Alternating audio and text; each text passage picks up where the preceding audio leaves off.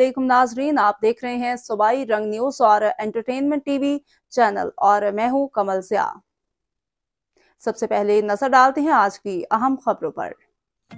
खबर शामिल करते हैं भक्कर से। हमारे ब्यूरो चीफ सईद मुशर्रफ अली शाह की रिपोर्ट के मुताबिक भक्कर गवर्नमेंट ऑफ पंजाब के अहकामात पर रोटी की कीमत 15 रुपये पर अमल दरामद करने के लिए ज़िले इंतज़ामिया भक्कर और स्पेशल मजिस्ट्रेट अदनान जमील पूरी तरह मुतहरिक।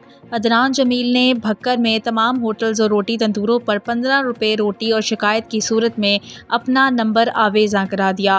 अलावा जी मुख्तलिफ होटल्स और तंदूरों की इंस्पेक्शन करते हुए कम वज़न और नरखनामे से ज़ायद वसूल करने पर हज़ारों रुपये जुर्माने और 5 होटल मालिकान को जेल भिजवा दिया।